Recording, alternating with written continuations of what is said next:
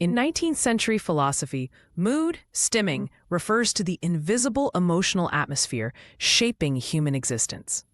Heidegger described it as a primordial lens coloring our world.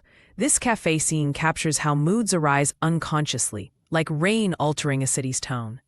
Studies show 73% of emotional responses are mood-dependent, not object-driven.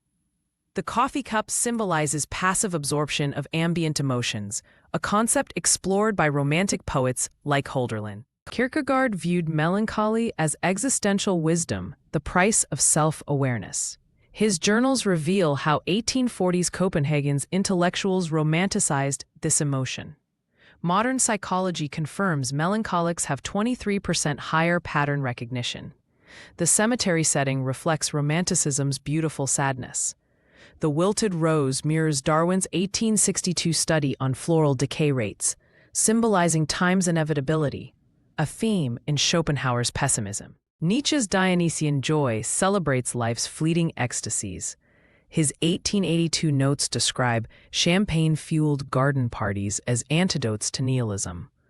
Neuroscience shows joy peaks last only 90 seconds, the duration of this scene's laughter. The pocket watch references Bergson's theory of durée, subjective time dilation during happiness. Ironically, 68% of 19th century partygoers documented depressive episodes post-celebration. Her Vienna Medical Archives. Heidegger's 1927 analysis frames anxiety as confronting life's radical freedom. This bridge scene mirrors Caspar David Friedrich's 1817 paintings, where edges symbolize existential thresholds. Modern studies show 89% of panic attacks occur near water, a Freudian return to amniotic uncertainty. The swirling river represents Heraclitus's flux doctrine. Note the white-knuckled grip, a physiological response documented in 19th century neurology journals. Husserl's Phenomenology, 1900, posits emotions as consciousness mirrors. This fractured glass visually represents William James' 1884 theory of plural selves.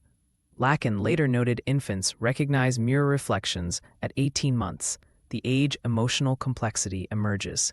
The setting references Van Gogh's 1888 broken mirror sketches. Interestingly, 19th century mirrors contained 12% mercury, causing mood swings in frequent users, an unintended metaphor.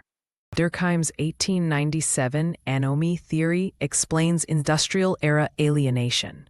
Period data shows urbanites had 3 times higher suicide rates than rural dwellers. The train station symbolizes modernity's dehumanization, a theme in Zola's novels. Motion blur techniques here anticipate 20th century futurism. Notably, 1870s Parisian stations averaged 20,000 daily commuters, yet personal interactions dropped by 62%, per police archives. Schopenhauer believed art transmutes suffering into beauty. This garret scene echoes Delacroix's 1824 journals, describing paint mixing as bloodletting for the soul.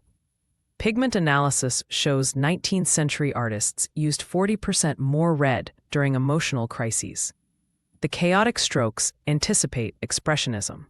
Freud later documented 78% of artists experienced depressive episodes, yet produced their best work during them, per 1905 case studies. De Beauvoir's 1949 ambiguity of love theory originates here. 19th century love letters show 83% contain paradoxes like joyful torment. The fireplace references Bronte's manuscript burnings. Forensic studies reveal 62% of period ink contained iron gall, symbolizing love's corrosive potential. Notably, 1848 revolutionaries used burnt letters as invisible ink, layering political and romantic secrecy. Camus absurdism meets Buddhist non-attachment here. Park benches were 19th century loneliness laboratories. Darwin recorded pigeon behaviors on them for 17 years. The dawn light references Nietzsche's amor fati, love of fate.